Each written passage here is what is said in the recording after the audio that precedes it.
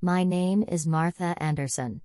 I live in a small town in America, a place where the morning sunlight gradually turns everything golden, and the cool evening breeze brings a sense of calm to everything.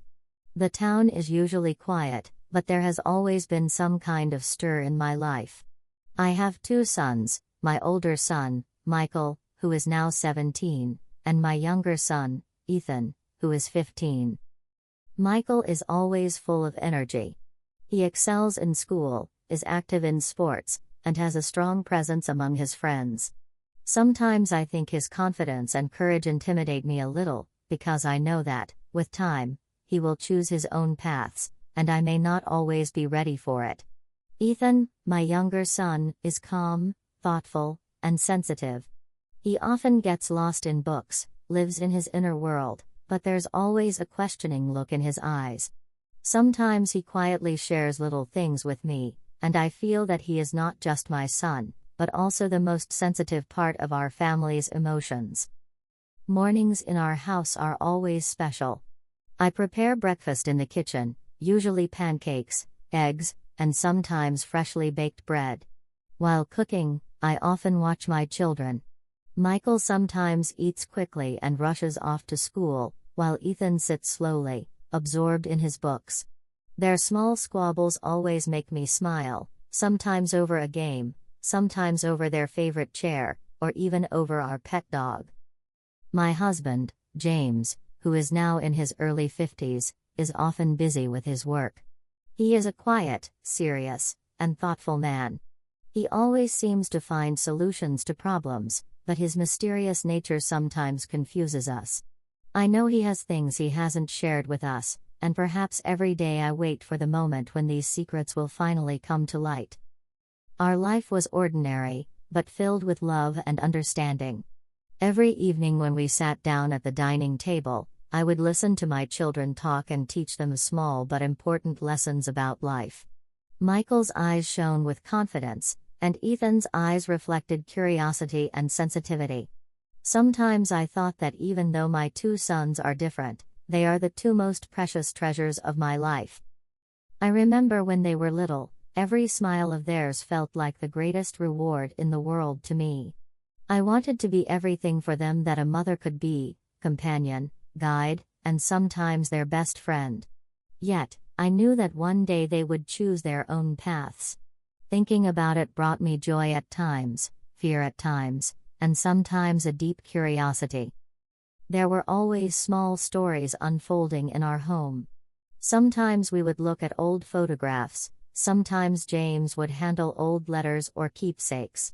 Some things made us laugh, and some made us pause and think. I remember one day James showed me an old key he had kept for a long time.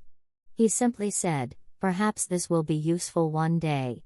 I laughed at the time, but even then, I felt that this small object would play a very big role in our lives, a kind of secret that would slowly change our story.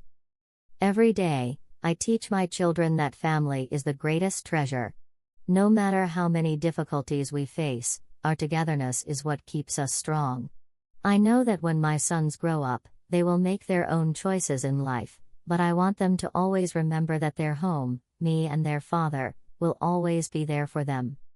Life in this small town may seem simple, but within us lies a different world. A world filled with love, secrets, and sometimes unknown treasures. We were happy, but I could feel that the coming days would change our laughter, our relationships, and our understanding in ways we could never imagine. And perhaps, during those days of change, my children would discover their true strength and understand the lessons I have always tried to teach them. I have always been fascinated by family stories. Growing up, I heard countless tales from my parents and grandparents about who we were, where we came from, and the things that shaped us. When I married James, I didn't realize that our family would also carry secrets and stories, some joyful, some mysterious, and some that whispered of hidden treasures long forgotten. James comes from a long line of Andersons, a family that settled in America generations ago. His ancestors were explorers, traders, and sometimes, as the stories go, adventurers of a different sort. They weren't famous, but they left behind traces, old journals, maps, letters, that hinted at travels, discoveries, and treasures, both tangible and intangible. James rarely spoke of these things, but I could sense their weight, the way he handled certain objects with care, or paused thoughtfully over old papers tucked away in the attic. Our house, in many ways, is more than a home, it is a keeper of memories. Some of the furniture, old clocks, and even a few paintings were passed down from James's family. I sometimes wonder how much of our current happiness rests on the lives of people we never met, the choices they made, and the secrets they left behind. One afternoon, while Michael and Ethan were playing outside, I was helping James sort through some old boxes in the attic. There, hidden beneath yellowed papers and forgotten photographs, we found a leather-bound journal. Its cover was worn, the leather cracked, and the pages smelled faintly of age. James opened it with a careful hand, and for a long moment, we both stared at the neat handwriting inside, words from a man I had never met, someone who had lived decades before us, yet whose life somehow connected to ours. The journal spoke of a treasure. Not the kind you see in movies, gold coins or sparkling jewels, but something more complicated, letters, artifacts, and objects that carried value beyond money. It described places in our town and nearby forests where certain items were hidden, marked by symbols that only someone who understood the family's history could decode. I remember feeling my heart race. Could it be true? Could my children, the home we loved so dearly, be connected to something that had been waiting for generations to be discovered? I looked at James, and he smiled faintly, a mixture of excitement and caution in his eyes. He said, "Martha, this is why I kept some of our family's old things private. Some things aren't meant to be found immediately, they're tests, puzzles for those who deserve to discover them." That evening, after Michael and Ethan had gone to bed, I sat quietly with a cup of tea, thinking of the implications. I realized that the past was never truly gone, it lingered in objects, in stories, in the very walls of our home. And somehow, it was calling to us, perhaps to test us, perhaps to teach us, or perhaps to change our lives entirely. As the days passed, I began to tell my children small pieces of our family history.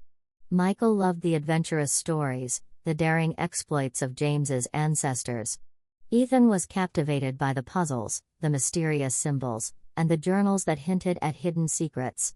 I tried to weave the lessons of patience, curiosity, and respect into these stories.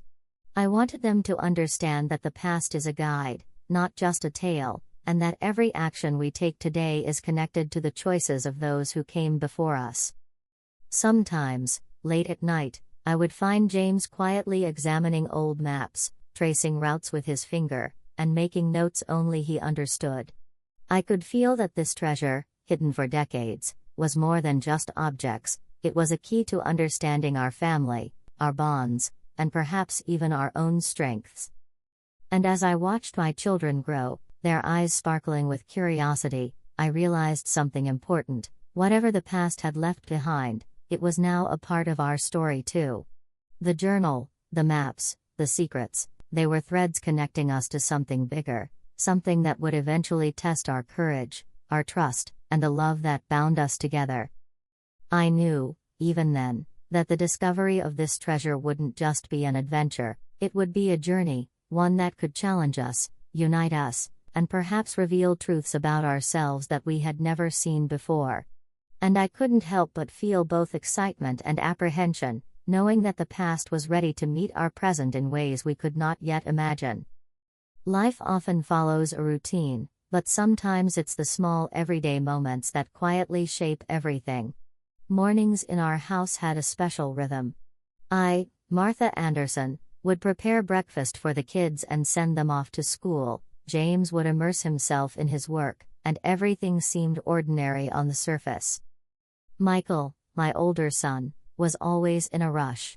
He would dash off to school with his books slung over his shoulder, occasionally glancing at me, as if he wanted to know whether I was ready to let him go into the world on his own.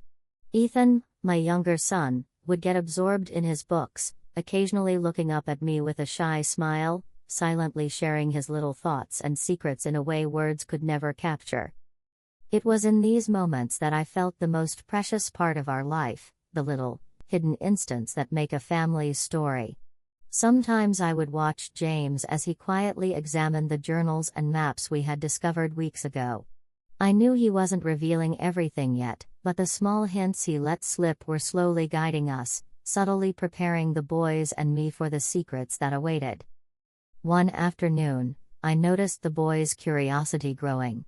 Michael argued with Ethan over who would get to examine one of James's old chests first. I watched them silently, thinking that these tiny competitions, these small sparks of curiosity, were preparing them for the bigger discoveries that lay ahead. Our days were filled with small joys, laughter, and occasional minor arguments. I realized that children remember the moments that touch the heart, and it is these small moments that teach the most valuable lessons. I also noticed that every corner of our home held subtle clues, old maps, worn books, and carefully placed objects that James had slowly introduced. All these would eventually become keys to uncovering the family's secrets. I also observed that the boys' minds were growing sharper. Michael was thinking more deeply, and Ethan's curiosity intensified. These small, everyday experiences, combined with James's subtle hints, were gently preparing them for the time when the family's secrets and treasure would demand their attention. I often thought that these ordinary days, these little routines, were some of the most important parts of our story. They were laying the foundation for the courage, loyalty, and love my children would need in the future. I knew that one day, when they were ready, they would follow the trail of our family's secrets and treasures, and that day was coming closer. As the days passed, the quiet moments of our everyday life stayed with me like a story intertwined with the secrets of the past, the love of the present, and the challenges that awaited in the future. I knew these small, ordinary moments would not only keep us close but also prepare us for the day when the full truth of our family's treasure would finally be revealed. Michael and Ethan were as different as two brothers could be.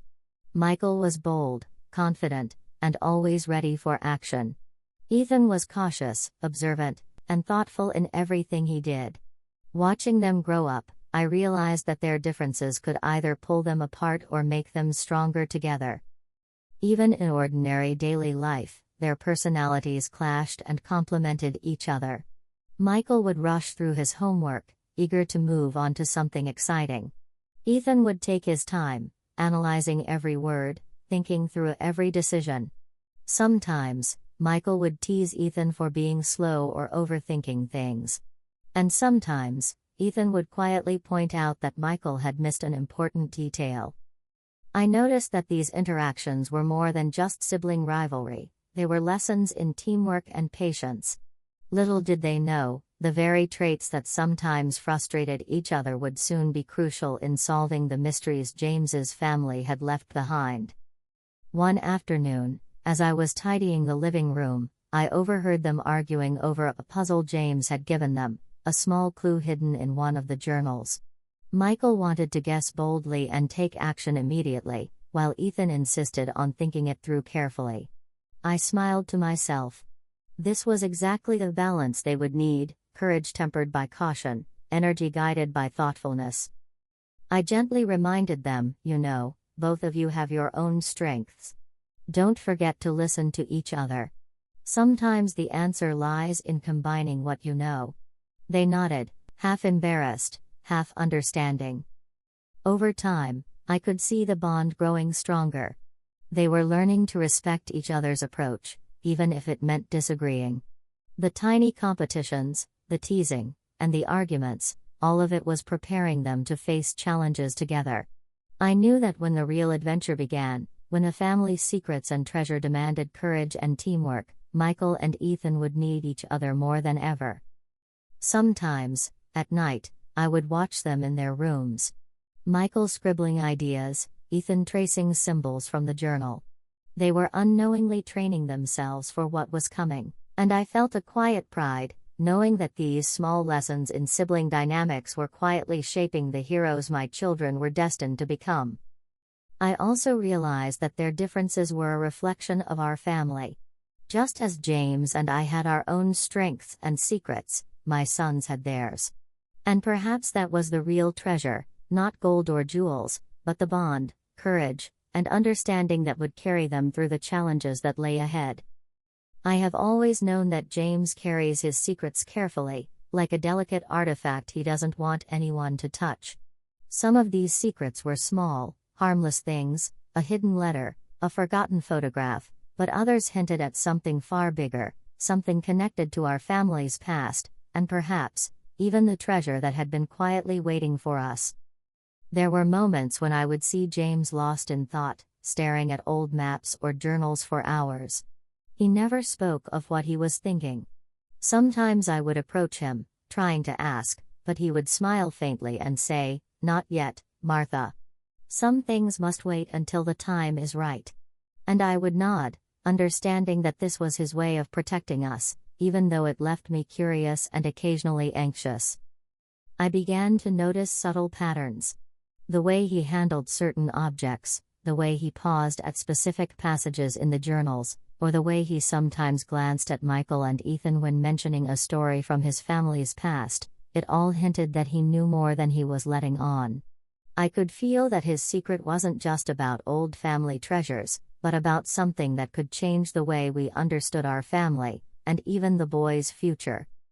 One evening, while I was cleaning the attic, I found James's handwriting in one of the old ledgers.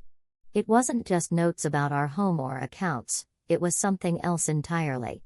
A series of symbols, dates, and cryptic messages that seemed almost like a code.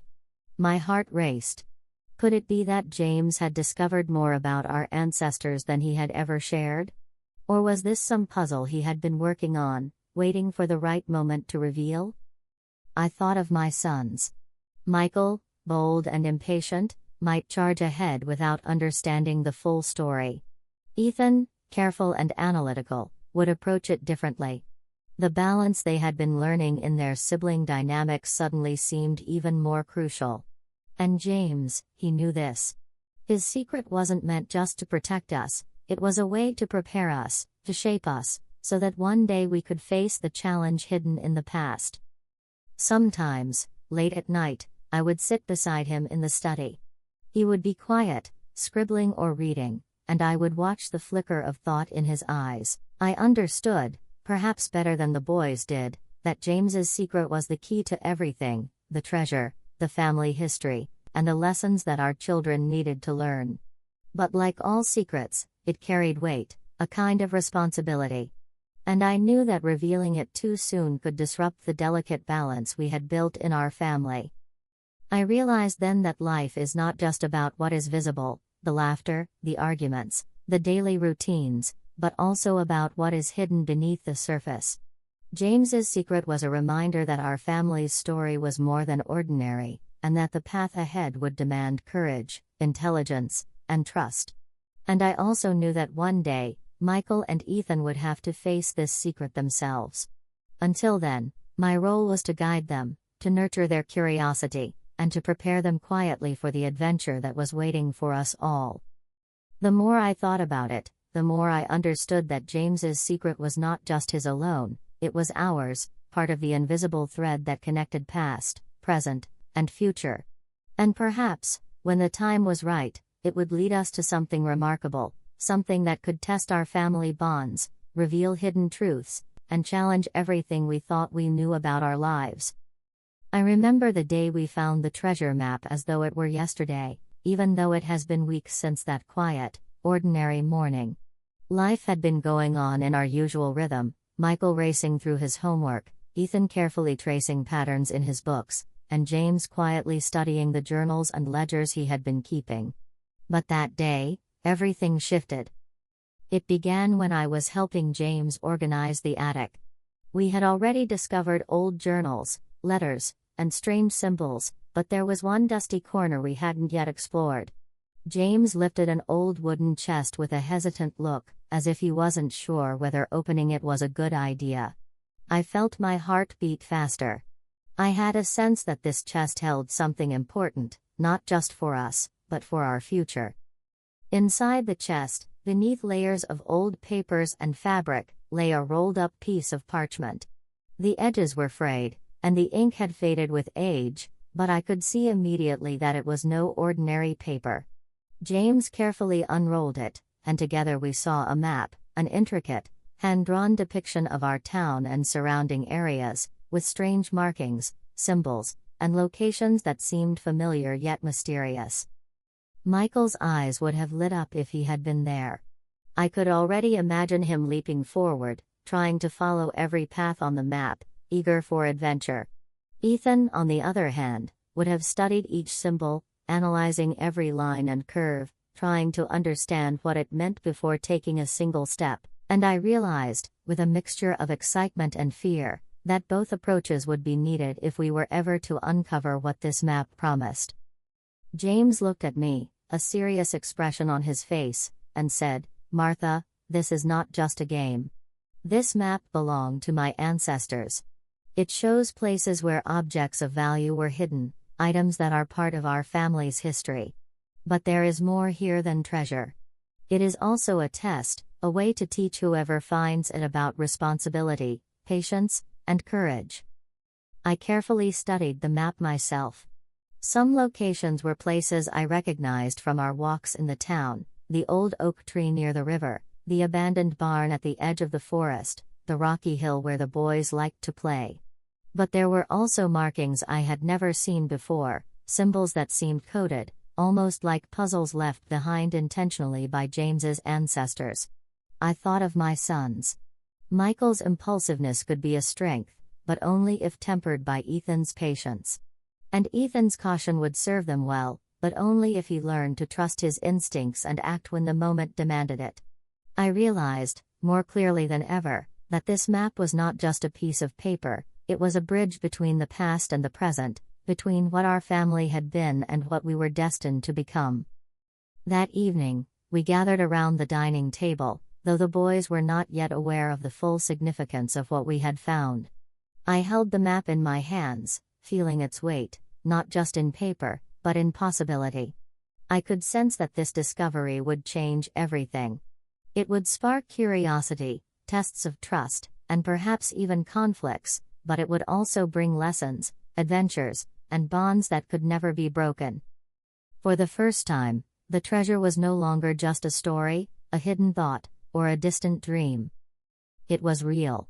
And though I knew that our journey to uncover it would be long and filled with challenges, I also felt a quiet certainty: together, as a family, we were ready to begin.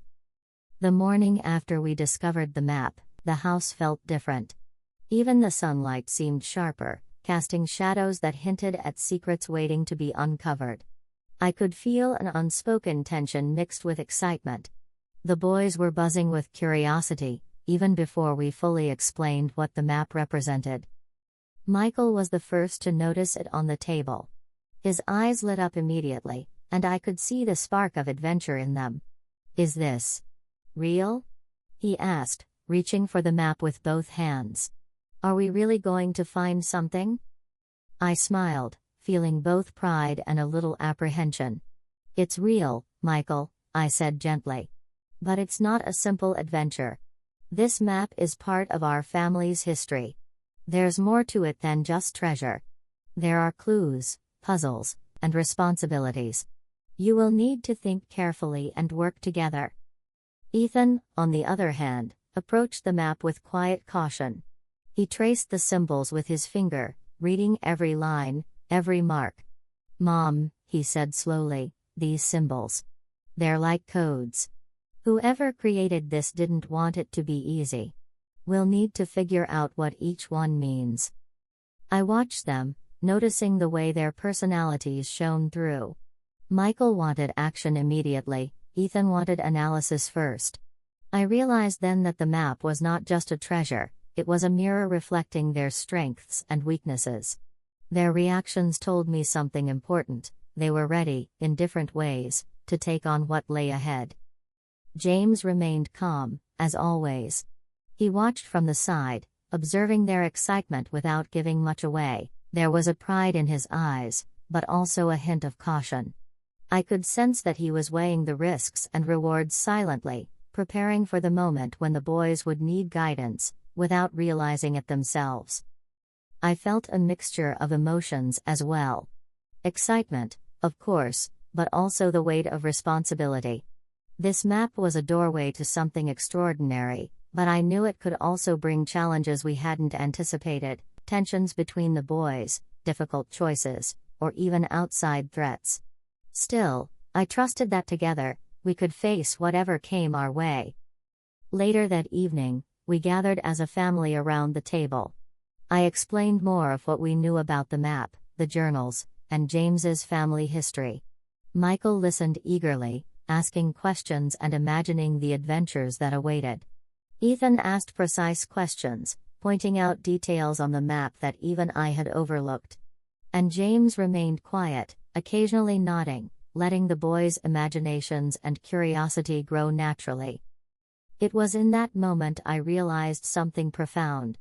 The map was more than an object, it was a test, a lesson, and an opportunity to strengthen our family. Michael and Ethan, in their different ways, were learning to trust, to think critically, and to work together, even without fully understanding the challenges ahead. As I looked at them, I felt a deep sense of hope. The treasure, the map, and the secrets of the past had awakened something in our family. A sense of purpose, of connection, and of adventure. And I knew that from this day forward, our lives would never be quite the same. We were about to begin a journey that would test us, teach us, and ultimately, bring us closer than ever before. The day finally arrived when Michael and Ethan could begin their first real attempt to follow the map. I watched them prepare with a mixture of pride and apprehension. Michael had packed a backpack with tools, snacks, and notebooks, ready for action. Ethan had a small notebook, pencils, and a magnifying glass, determined to carefully record every clue. As they left the house, I felt that familiar flutter in my chest, the same feeling I had the first time I discovered James's journals. Excitement, curiosity, and the faint shadow of worry. What if the map was more complicated than we thought? What if the boys were unprepared? But then I reminded myself, this was also a lesson. They needed to experience the journey, to test themselves, and to learn how to rely on each other. They started at the old oak tree near the river, one of the locations marked on the map. Michael immediately began inspecting the ground, digging in small areas, eager to find anything hidden. Ethan, however, crouched nearby, studying the roots, tracing the patterns in the bark, and comparing what he saw with the symbols on the map.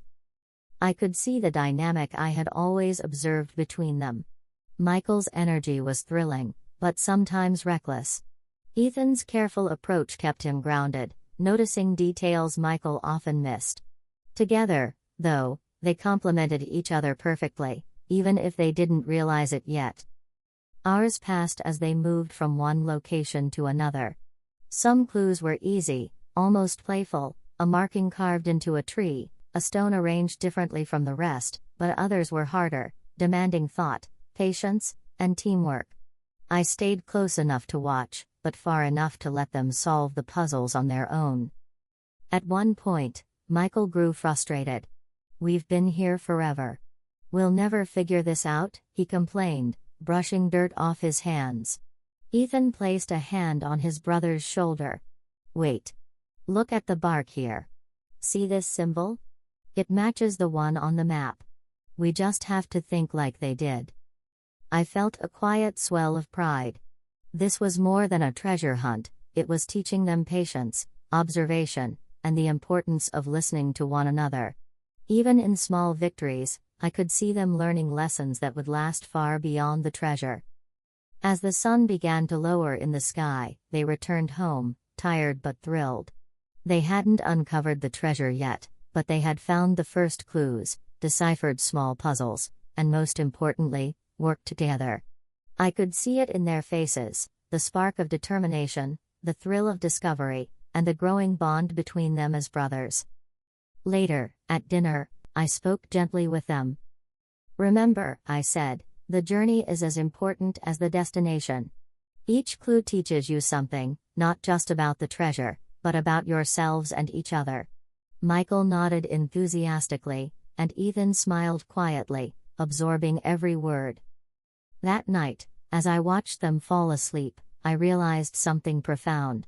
The map had already begun its work, not just revealing locations or hints, but shaping the boys into the people they would need to become. Courage, patience, teamwork, curiosity. All lessons hidden in the adventure that awaited. And I knew, deep in my heart, that this first attempt was only the beginning. Life in our quiet town often gave the impression that nothing unusual happened. Streets lined with maple trees, kids biking back and forth, neighbors waving as they went about their day, it all looked ordinary. But the world we had entered with the map, the journals, and James's secret was anything but ordinary. And, as it often happens, change attracts attention. It began subtly. The Whitakers, our next-door neighbors, had always been polite, if a little distant. Mr. Whitaker was a tall man with a serious expression, rarely smiling. Mrs. Whitaker was sweet to the boys, always offering cookies or a pat on the head, but I had long sensed something calculating beneath the surface. Their children, Greg and Lily, were energetic and clever, often joining Michael and Ethan in small games, yet I had noticed the competitiveness in their eyes. The first sign that the Whitakers might be more than just friendly neighbors came on a Saturday morning. Michael and Ethan had been running through the yard with the map tucked safely into Ethan's backpack. I had warned them not to show it to anyone, but the sheer excitement of discovery makes even the most careful child slip up. Greg Whitaker happened to peek over the fence at just that moment. His eyes widened when he saw Michael pull the map out briefly to check a marking. He raised his eyebrows, and there was a subtle glint in his gaze, a curiosity that seemed too sharp to be innocent. I felt a chill run down my spine. That glint wasn't just curiosity, it was calculation. Later that day, while I was preparing lunch, James came to me quietly, his usual calm expression more serious than I had seen in weeks. "Martha," he said softly, "I think the Whitakers are paying attention. They've always had a nose for unusual things in town, but this is different. Something about our family's history may have caught their interest." I set down my spoon, feeling a mixture of anger and worry. "Do you think they know about the map?" I asked. James shook his head slightly. "Not yet. But if they're clever, and I suspect they are, they'll figure it out soon enough. That's why we need to be cautious. Keep the boys away from showing anything. Every detail counts." As the week went on, subtle signs of the Whitakers' interest grew. Greg would walk by our yard at odd hours, pretending to tie his shoes, but lingering just long enough to glance toward our windows. Lily asked Michael about his adventures in a way that seemed innocent but carried probing questions. Even small things, how they complimented Ethan's sharp eyes or praised Michael's energy, felt strategic, as if they were trying to gauge what the boys knew without raising suspicion. I decided to take action. One afternoon, I sat the boys down in the living room, careful to keep the tone light but firm. "Michael, Ethan," I began, "there are people who may be curious about what you're discovering. You must remember, some things are private. Our family's history, the map, the journals, these are for us. Not everyone will respect that. Be careful who you trust, even with neighbors you like." Michael, ever impulsive, frowned. "But Mom, we're just playing. What could they really do?" Ethan, more thoughtful, looked at me with seriousness. "Maybe they want to find the treasure too," he said quietly. I felt a tightening in my chest. Ethan was right. Even children can notice intentions that adults hide. The Whitakers' interest might have seemed harmless, but I had a mother's instinct. The map was more than paper, the journals more than old words, they were keys to a legacy, and legacy attracts people who care less about respect and more about gain. That evening, I watched James study the map with a new intensity. I joined him quietly, and together we marked areas that could be particularly vulnerable to prying eyes. "We need to move carefully," he whispered. "The Whitakers may not act openly at first, but if they discover anything, they won't hesitate to take it. You and I need to prepare the boys. Not by scaring them, but by teaching them to observe, question, and be patient." Over the next few days, I began subtly guiding Michael and Ethan without revealing everything. Small lessons: observe your surroundings, think before acting, and notice when something seems off. The boys didn't fully understand the stakes, but I could see them learning. Michael's impulsive energy was tempered by a growing awareness of caution, and Ethan's analytical mind became even sharper, tuned to detect subtle changes in behavior, like the glint in Greg Whitaker's eyes or Lily's overly curious questions. As I watched them, I realized something crucial. The treasure hunt was no longer just about following a map or deciphering symbols. It was also about learning to navigate people, motives, and intentions. And the Whitakers, for all their polite smiles, had become our first real test. That night, I wrote in my own journal, a habit I had kept since discovering James's journals. I wrote about the Whitakers, about Michael and Ethan, and about the lessons of trust and vigilance. The map had opened the door to adventure, but it had also opened the door to something more subtle, the challenge of understanding who could be a friend, and who might become a rival. As I closed the journal, I felt a mixture of anticipation and determination. This journey was no longer just ours. Someone else was watching, waiting, and perhaps even planning. And I knew that, sooner or later, we would have to confront not just the secrets of the past, but the ambitions and intentions of those around us. The morning of the first real breakthrough arrived quietly, almost imperceptibly, but the air in our home carried an unusual tension. Michael and Ethan were buzzing with anticipation. Their curiosity had been growing every day, fueled by the map, the journals, and the subtle warnings I had given them about the Whitakers. They were eager to prove themselves, to uncover something tangible that would make the abstract hints and symbols of the map feel real. I watched them from the kitchen window as they carefully organized their tools. Michael's backpack was stuffed with the usual: a flashlight, a small shovel, notebooks, and a magnifying glass he had borrowed from Ethan. Ethan, meticulous as always, had labeled a small kit with pencils, measuring tape, and a magnifying glass of his own. I could see the mix of impatience and focus in Michael, and the quiet determination in Ethan. "Remember what I said," I called softly, though they were just steps away from leaving. "Think, observe, and work together. Every clue is a lesson, not just a hint." Michael gave a quick nod, too excited to speak. Ethan adjusted his notebook, and for a moment, he looked at me with a seriousness that made my heart tighten. They began at the location marked near the abandoned barn at the edge of the forest. Michael immediately sprinted ahead, examining the area with rapid energy, while Ethan took a careful approach, studying the textures of the wood, the markings in the stones, and the placement of every object. I followed quietly from a distance, sensing that this was the moment they would need more than just courage. They would need patience, teamwork, and intuition. Hours passed. Michael's excitement surged when he thought he had found something, but it was always a false lead, a hollow log, a pile of rocks, or an old, empty tin. Frustration threatened to overwhelm him, but Ethan's calm guidance kept him moving forward.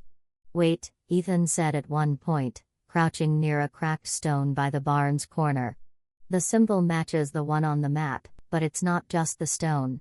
Look carefully at the shadow it casts." I held my breath.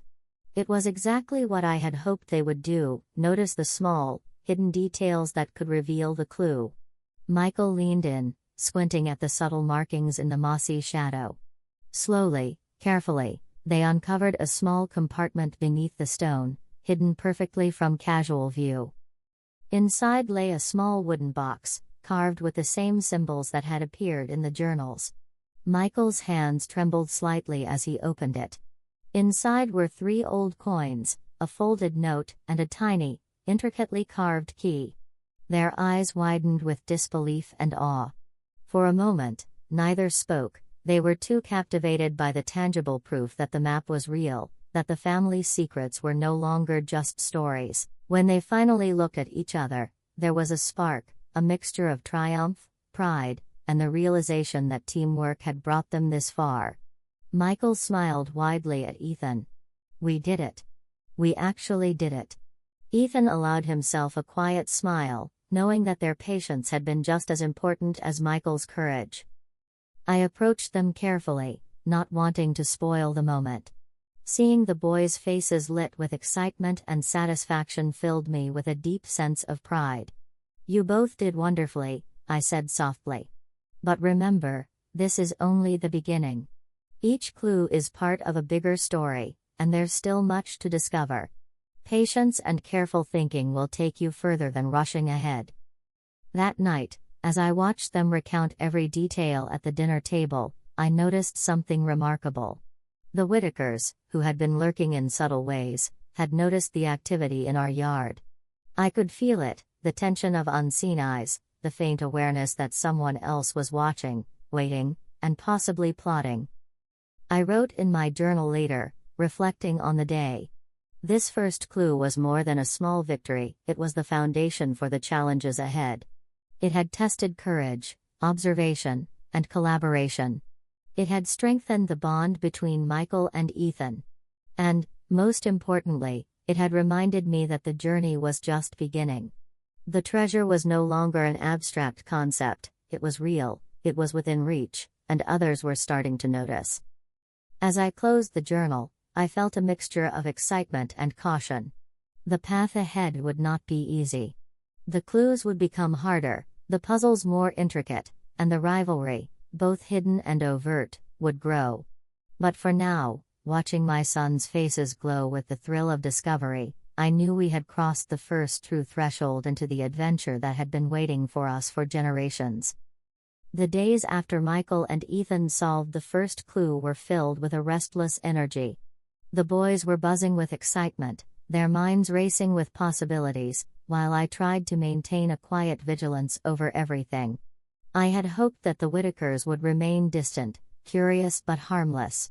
But, as I had feared, curiosity was not their only motive. It started subtly. One morning, as Michael and Ethan were reviewing the map and the first clue they had uncovered, I noticed Greg Whitaker standing at the edge of our yard, pretending to be tossing a ball to his dog. But the way he watched the boys, with eyes sharp and calculating, told me that he wasn't playing. Lily Whitaker, his sister, lingered nearby, peering through the fence under the guise of casual interest. I knew immediately that their interest had shifted from passive curiosity to active involvement. This was no longer innocent observation. They were sizing up the situation, looking for weaknesses, planning moves of their own. That afternoon, I decided to speak with James quietly. "They're taking it seriously," I whispered, lowering my voice as the boys played near the yard. "They're observing, testing. Maybe even planning to follow them." James nodded gravely, his hand resting on the map lying on the kitchen table. I feared this might happen. The Whitakers are clever. We need to ensure the boys understand not just the treasure, but the importance of strategy. They can't rush. Every move matters now. Later, I watched Michael and Ethan head toward the old oak tree, their backpacks packed and notebooks ready. I stayed behind, keeping an eye on the Whitakers, who were unusually quiet. But it wasn't long before I noticed Greg taking a longer route, moving as if by chance toward the same direction the boys were going. And Lily? She was following from a distance, pretending to gather flowers, her gaze never leaving the boys. I felt a tightening in my chest. This was the first time our adventure had a tangible rival, someone who might try to claim the treasure before the boys had a chance. And while Michael and Ethan were still naive to the full intentions of the Whitakers, I knew I had to trust their instincts while subtly guiding them. That evening, back at home, I called the boys into the living room. "Michael, Ethan," I said, choosing my words carefully, "there are people who may not just be curious, they may try to get ahead of you. You need to be aware of your surroundings, observe others carefully, and remember that patience is as important as courage. Michael frowned, frustrated. But Mom, we've already solved the first clue. Why would anyone care? I knelt down to their level, looking at both of them. Because the treasure isn't just valuable, it represents your family's history. And some people see value differently. They don't always respect others' boundaries. That's why you need to think, work together, and always be careful. Ethan, ever thoughtful, nodded. So we have to be smarter, not just faster. Yes, I said. Exactly. And remember, every clue is a lesson. It's not just about the treasure, it's about how you approach challenges, how you think, and how you trust each other. Over the next few days, the Whitakers' moves became more evident. Small things, footprints near the oak tree, a dropped glove from Greg that seemed intentionally placed to observe, and subtle questions from Lily about what the boys were working on. It was clear they were learning the patterns, trying to anticipate the boys' actions. I began leaving small signals and reminders for Michael and Ethan without directly revealing the Whitakers' actions. A note tucked in Ethan's backpack: notice who is nearby. Pay attention to patterns. A reminder whispered to Michael: sometimes moving quietly is smarter than rushing ahead. I realized that the map and the treasure were no longer the only puzzle. Now, human observation, strategy, and caution had become essential parts of the journey. That night, as I watched the boys fall asleep, I reflected on how the Whitakers had shifted the dynamics. The treasure was no longer just a private family adventure, it had become a subtle contest, a test of not only intelligence and courage but also awareness and strategy. And I knew that this rivalry would grow, perhaps in ways we couldn't yet predict. I wrote in my journal, the familiar act grounding me. The Whitakers are no longer passive observers. They are players. And our family must be ready, not just to follow the map, but to navigate the challenges created by those who seek the treasure for themselves. Michael and Ethan are learning, slowly, that every step must be measured, and every action counted. As I closed the journal and looked toward the boys' rooms, I knew the coming days would test everything we had built: our trust, our patience, our courage. The first rival moves were just the beginning.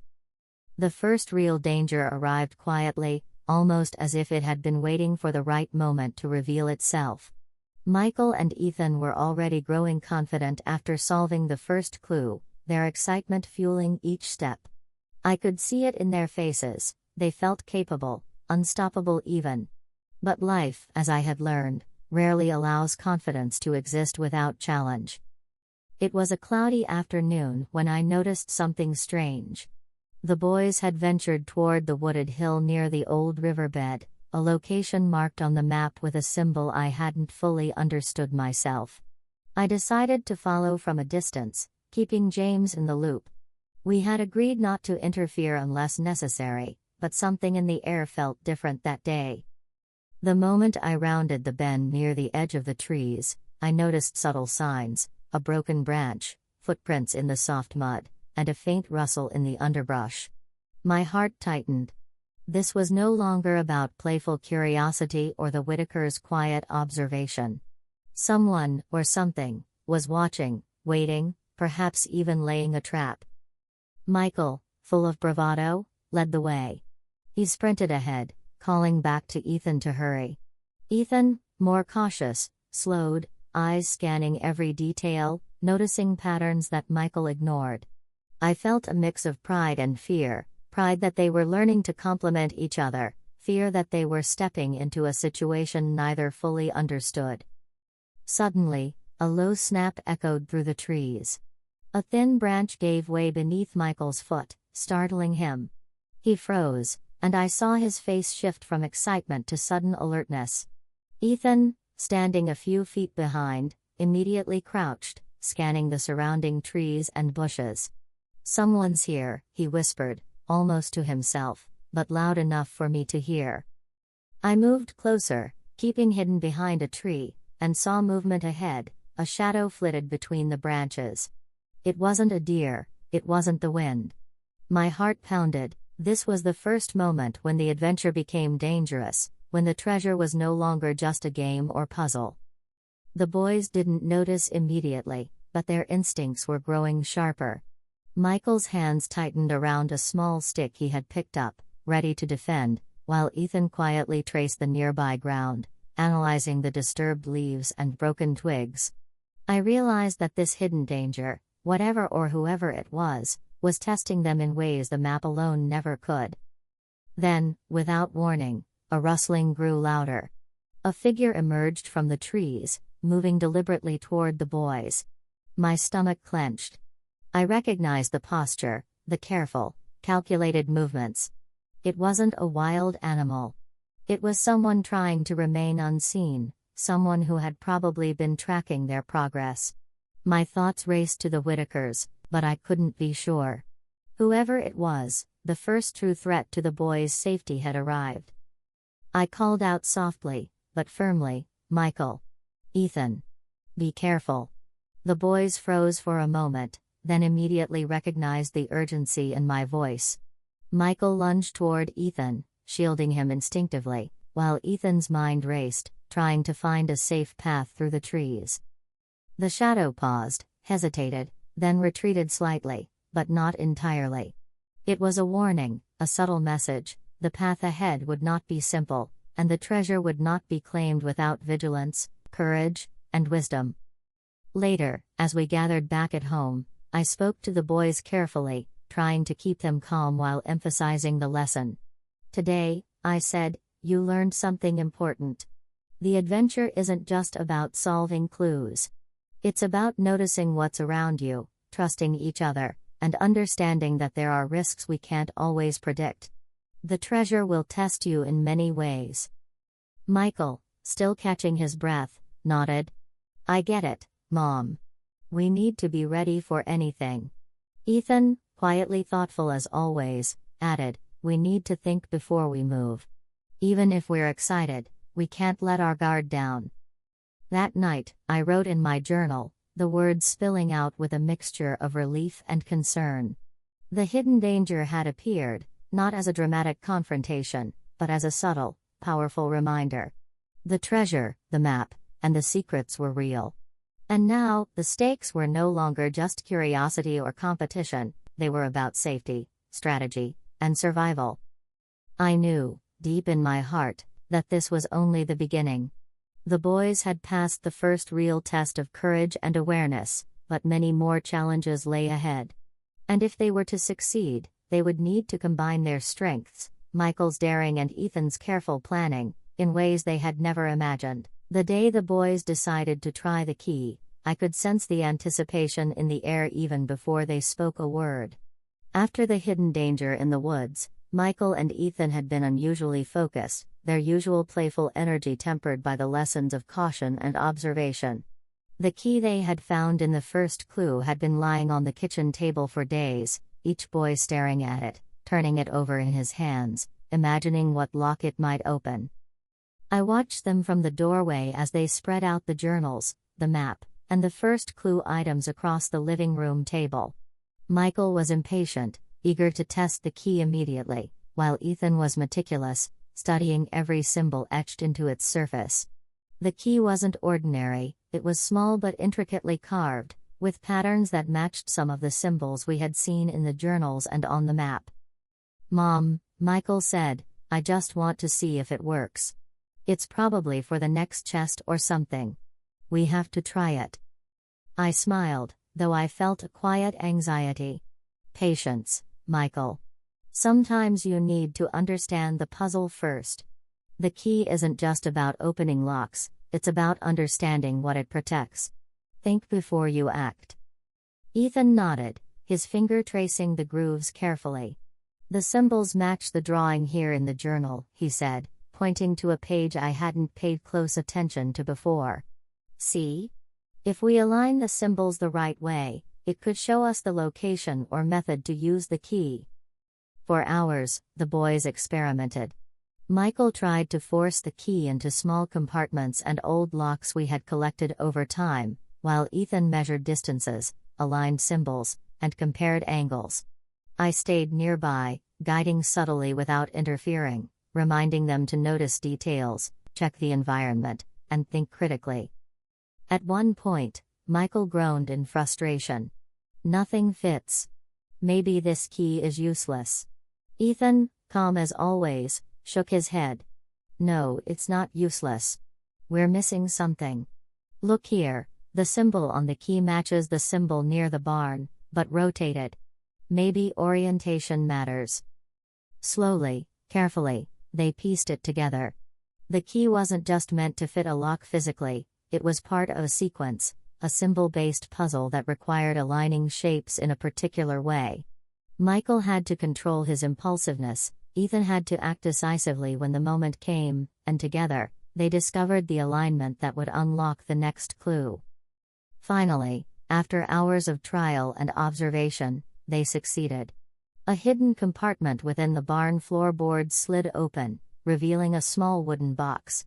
Michael's face lit up with excitement, and Ethan's quiet satisfaction was evident in the way he carefully removed the contents. Inside lay a folded map, another cryptic note, and a small, ancient-looking medallion. I could see the lesson they had learned, one that went far beyond treasure hunting. It wasn't just about keys or chests. It was about patience, observation, collaboration, and trust. Michael realized that rushing ahead without thought could cost them opportunities. Ethan realized that careful planning must sometimes be paired with timely action. Together, they were learning to combine their strengths in ways that would serve them well in the challenges ahead. That evening, as we sat together reviewing the new clues, I felt the weight of the journey pressing closer. The Whitakers' interference had not yet escalated, but I knew it was only a matter of time. The treasure was no longer a private adventure. It had become a test of intellect, courage, and strategy, and the boys were rising to the challenge beautifully. I wrote in my journal later, reflecting on the day. The key had not just unlocked a compartment, it had unlocked growth in my children, their understanding of teamwork, patience, and perseverance. And though the treasure remained partially hidden, the lessons they had learned would guide them through every challenge that lay ahead, whether from puzzles, rivals, or the hidden dangers of the journey itself. As I closed the journal and looked at Michael and Ethan reviewing the medallion and the new map, I felt a deep sense of pride. This was more than a treasure hunt, it was a story of growth, courage, and family, unfolding step by step, lesson by lesson, clue by clue. And I knew that the journey was only becoming richer, more complex, and more meaningful with each discovery. The days following the boys' success with the key were supposed to be filled with careful observation and thoughtful planning. But the Whitakers had clearly decided that they were not content with merely watching. I noticed subtle signs at first, a broken branch near the barn that had been untouched, a small footprint not matching any of ours, and once, a glint of something metallic that vanished before I could investigate. It wasn't until one afternoon that the interference became unmistakable. Michael and Ethan were back at the barn, poring over the new map and the medallion they had uncovered from the previous clue. I had instructed them to be cautious, to observe, and to act only when certain. Yet the moment they settled into their work, I noticed movement at the edge of the property. Greg Whitaker stepped into the clearing, acting casual as if he were passing by, but I could see the calculated precision in his every step. Lily Whitaker followed behind, pretending to gather flowers, but her eyes never left the boys. The air was thick with tension. This was no longer passive curiosity, they were actively monitoring the boys' every move, ready to intervene if an opportunity arose. I decided it was time to intervene subtly. I stepped outside, giving the boys a casual glance. "Keep focused," I said softly, "and remember what we practiced. Observe, plan, and move carefully. Don't let distractions sway you." Michael and Ethan nodded, understanding the warning in my voice.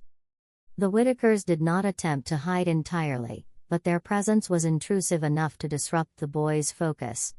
Greg lingered near the entrance of the barn, pretending to tie his shoes, while Lily crouched to examine the ground, as if interested in the dirt.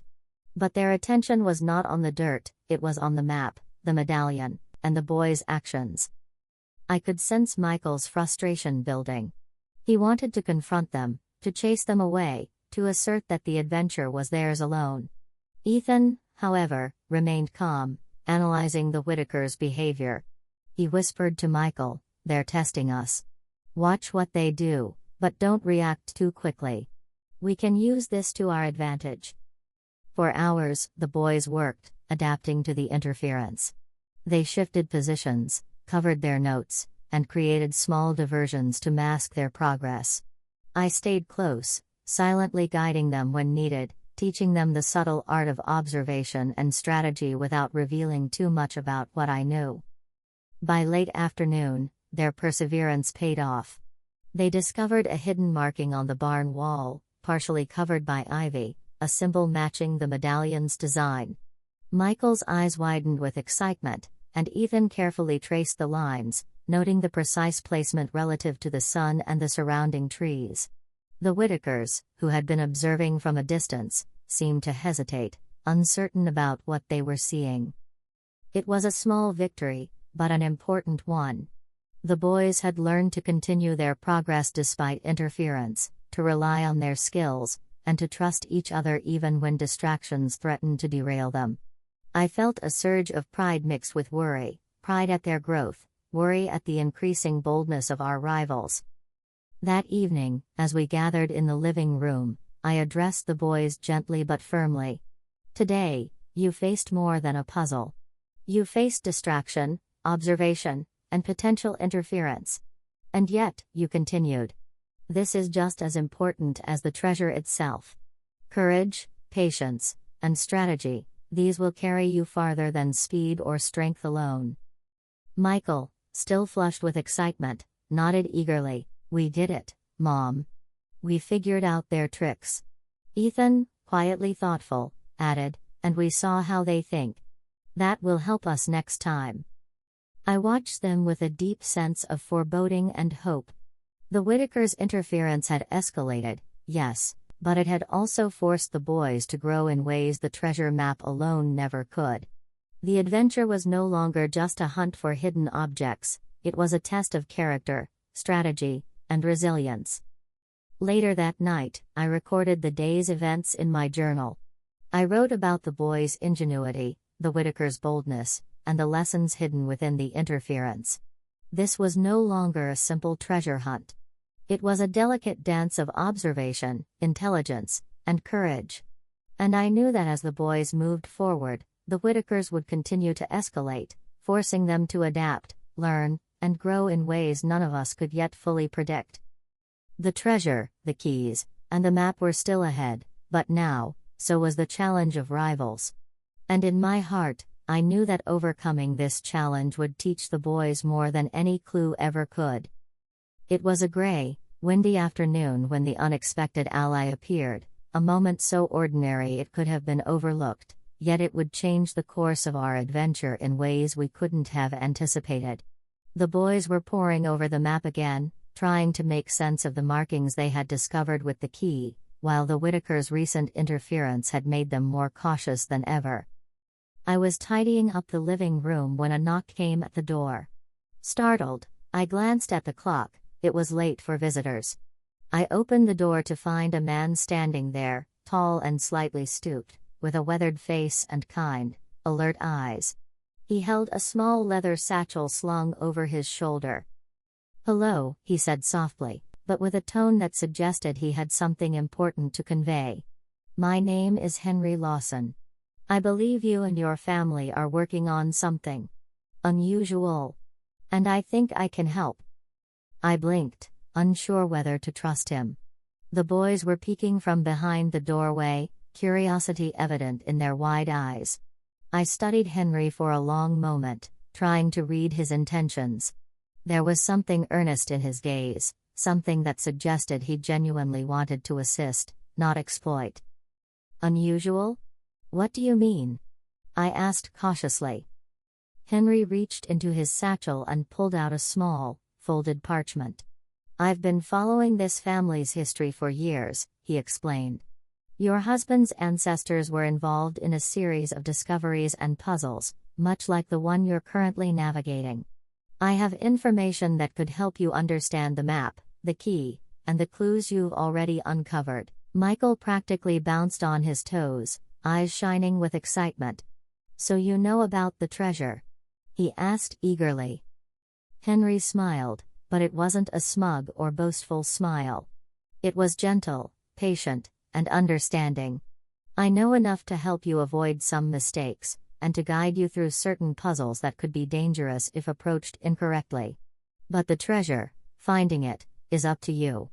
And it's a path that requires intelligence, patience, and courage. Your father's family intended it that way." Ethan, quiet and thoughtful as always, stepped closer. "Why are you helping us?" he asked. Henry's eyes softened. "Because some knowledge is meant to be preserved, not exploited. And because I recognize that your family has the right combination of curiosity and respect to navigate it safely. There are others who might not act with such care, as you've already seen." I felt a mixture of relief and cautious optimism. Finally, there was someone who could provide guidance, someone who could help the boys navigate both the puzzles and the rival interference. But I also understood that trust had to be earned, and the Whitakers' interference had already taught me how careful we needed to be. Over the next few days, Henry visited often, discreetly offering insights into the symbols, the history, and the purpose behind the medallion and the map. He never revealed everything at once. Instead, he guided the boys with questions and hints, helping them think critically and encouraging them to solve problems themselves. One afternoon, while examining the medallion with Henry, Ethan noticed a hidden inscription. "Look here," he whispered. "There's something engraved beneath the symbols." Henry leaned in, nodding. "Exactly. That is why subtlety matters. Not every clue is obvious. Some require patience and careful observation, and that is what I am here to teach." Michael, impatient as always, groaned. "Why can't someone just tell us where the treasure is?" Henry chuckled. "Because, Michael, it's not just about the treasure. The journey teaches more than the reward itself. And if you learn to understand it, you'll not only find what you seek, but also gain skills and wisdom that are far more valuable." I watched my boys, noticing the subtle changes that had been growing over the weeks, Michael's impatience tempered by observation, Ethan's careful analysis paired with decisive action, and a growing ability to work together under pressure. Henry's presence didn't remove the challenges, but it amplified their growth and understanding. That evening, after Henry had left, I sat with Michael and Ethan, reflecting on what had happened. "Sometimes, help comes from unexpected places," I said gently, "and the right guidance can show you the path, but it doesn't take away your responsibility. You must still think, observe, and act together."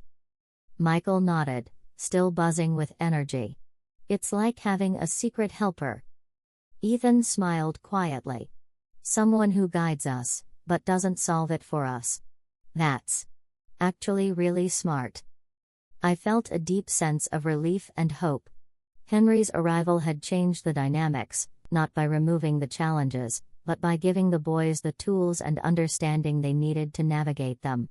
And in a story filled with secrets, rivals, and hidden dangers, an ally like this was more valuable than any key, coin, or map. As I closed my journal that night, I realized that our journey was growing richer, more complex, and more meaningful with every step. We were no longer simply following a map, we were learning to navigate the interplay of trust, knowledge, strategy, and courage. And with Henry's guidance, the path ahead, though still fraught with challenges, felt a little clearer, a little safer, and infinitely more thrilling. It was a crisp morning when the first real danger, deliberately set by someone else, revealed itself. Michael and Ethan were eager to continue following the new clues provided by Henry, their excitement tempered only slightly by the lessons they had already learned from the Whitakers' subtle interference. I had urged caution, and they had listened, mostly, but nothing could have fully prepared them for what awaited. We arrived at the clearing near the abandoned barn, a location marked on the new map Henry had helped us interpret. Michael ran ahead, his energy almost uncontrollable, while Ethan followed more deliberately, keeping a careful eye on the surroundings. I trailed a little behind, heart thudding, sensing that the Whitakers might be near. As they reached the clearing, a faint glimmer on the ground caught Ethan's attention. He knelt down, squinting. "Something's not right," he murmured. Michael, impatient, looked over his brother's shoulder. "It's just leaves and dirt," he said. But Ethan's gaze was sharper, noticing subtle patterns in the soil, the positioning of the rocks, and the slight disturbance that didn't match natural wear. I felt a cold chill. My instincts screamed danger. I stepped closer, whispering to James through our phone, a precaution we had started using after the Whitakers' escalating interference. "They've set something, James. I can feel it. Be ready." Suddenly, Michael's foot pressed down on a thin branch hidden among the leaves. There was a click, a subtle but distinct sound, and the ground beneath him shifted slightly. Michael froze, eyes wide, and Ethan pulled him back just in time as a hidden pit, cleverly camouflaged, opened where Michael had been standing seconds before. I gasped quietly, my heart racing. It wasn't just a harmless prank, it was a trap, set deliberately to stop them or hurt them.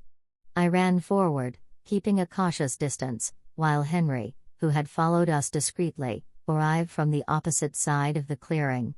His expression was grim. "This is serious," he said, kneeling to examine the trap.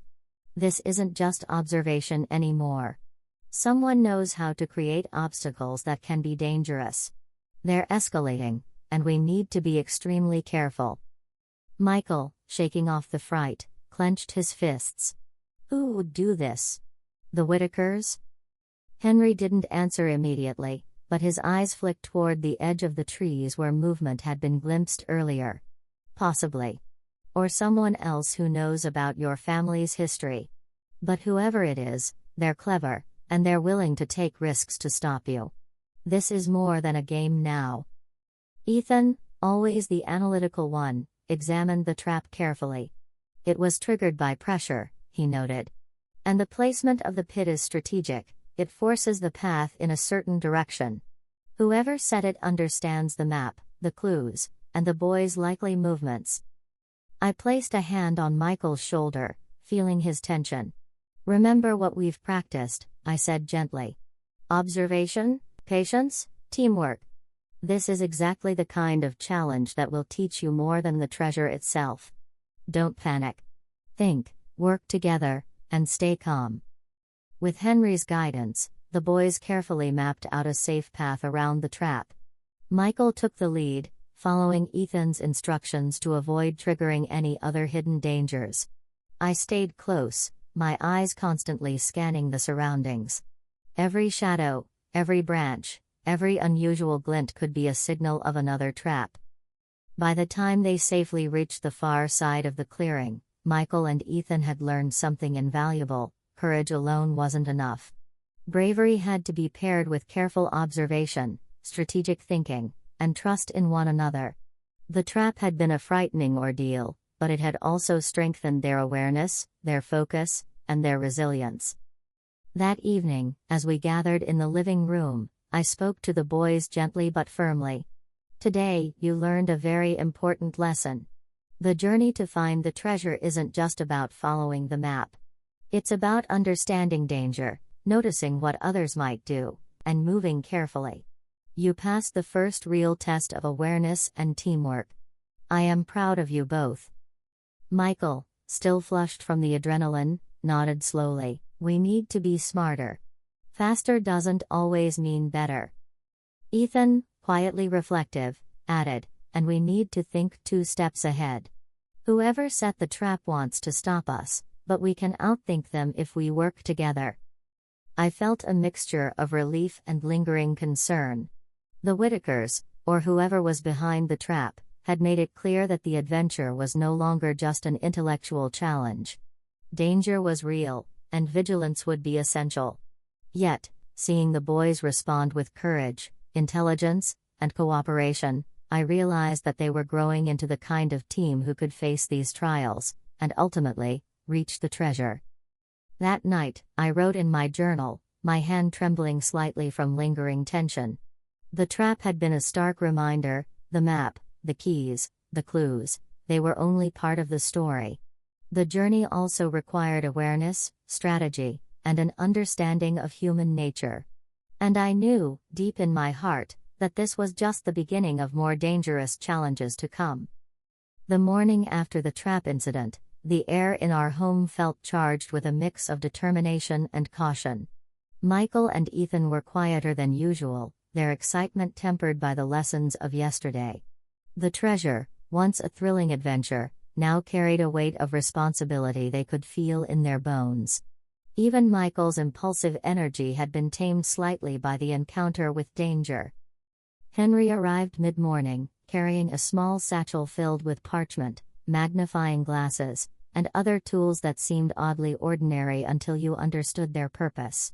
He greeted the boys with a warm but serious tone. "Today," he said, "we'll focus on the puzzle box. This is not a simple container. It's a challenge designed to test intellect, observation, and teamwork. And it's meant to prepare you for what lies ahead."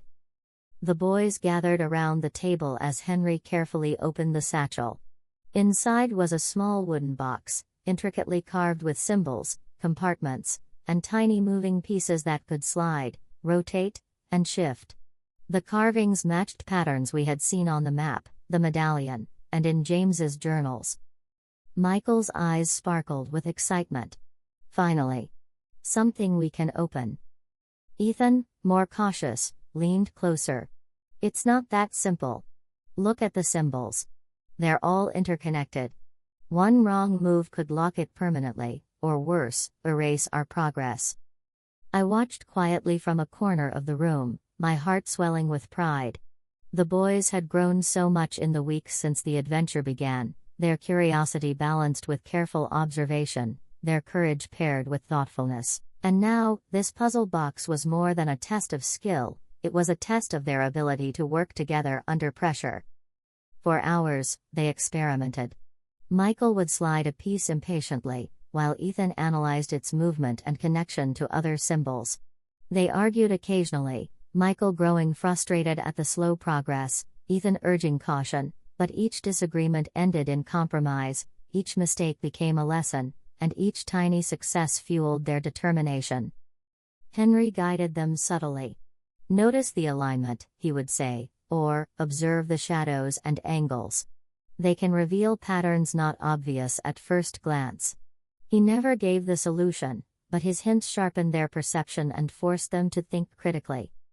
At one point, Michael's frustration boiled over. "I can't do this. It's too complicated." Ethan, gently but firmly, placed a hand on his brother's shoulder. "We can do it. Remember what Mom and Henry taught us. Patience, observation, teamwork. We can't rush this. One step at a time." Michael took a deep breath, nodding. Slowly, carefully, they adjusted the pieces together, sliding and rotating until the final symbol clicked into place. A soft, satisfying click echoed in the room, and the puzzle box opened, revealing a folded scroll, a small keyhole, and a second medallion, even more intricate than the first. The boys stared in awe. Michael grinned, unable to contain his excitement. "We did it. We really did it." Ethan smiled quietly, eyes shining with quiet triumph. "We did it. Together." I felt my chest tighten with pride and relief. But even as I celebrated their success, I knew that the Whitakers, or whoever had set the trap, would not stop at observation. The puzzle box was just another step, another piece in the labyrinth of challenges we had yet to navigate. Later that evening, as the boys excitedly examined the new medallion and scroll, I spoke gently. "Remember, this success is important, but it's part of a larger journey. Every clue, every key, every puzzle is teaching you skills that will be more valuable than the treasure itself. Courage, patience, observation, and teamwork, they are your true tools. Michael nodded enthusiastically, still turning the medallion over in his hands. Ethan, more thoughtful, tucked the scroll carefully into his notebook. "We'll be ready next time," he said quietly, a hint of determination in his voice. I wrote in my journal later that night, reflecting on the puzzle box and the lessons it had revealed. The boys had grown, individually and as a team. They had learned that success required more than enthusiasm or strength, it demanded patience, focus, and a willingness to learn from each other. And while the Whitakers' interference and the dangers of the journey had escalated, the boys were now better prepared, sharper, and more resilient than ever before. As I closed the journal, I knew one thing for certain: the treasure was still ahead, hidden and complex, but my children were ready to face it, together, guided by their courage, their wits, and the lessons we had all learned along the way. It began subtly, as most sabotage does, quiet enough to be dismissed as coincidence, yet deliberate enough to unsettle anyone paying attention. Michael and Ethan were still buzzing from their success with the puzzle box, examining the new scroll and medallion Henry had helped them interpret. They were cautious, mindful of the recent trap, but there was an undercurrent of excitement. Victory had made them confident, and confidence, as I had learned, can be both an ally and a risk. I noticed the first sign while the boys were outside in the yard, reviewing the medallion's symbols. The ivy covering the side of the barn had been subtly disturbed. A small branch was broken, and leaves were scattered unnaturally. At first, I thought it might have been wind or an animal, but then I saw faint footprints leading away from the barn toward the edge of the woods. My heart sank. The Whitakers were no longer just watching, they were taking action. And if their goal was sabotage, it could become dangerous. I called Michael and Ethan inside.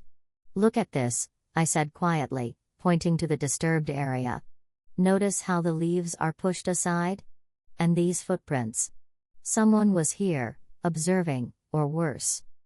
Michael frowned, his excitement dimming slightly. "Do you think it's them, Mom?" I nodded gravely. "It's very possible. And if it is, we need to be alert. Observe carefully, and trust your instincts." Henry arrived shortly after, his presence steady and reassuring. I explained what I had seen, and he studied the site with his practiced eye. "This is deliberate," he said.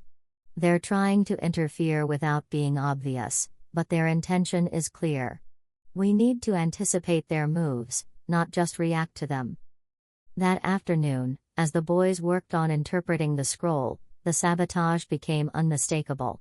Michael had set his notebook down to check the medallion, and when he returned, several pages had been subtly disturbed.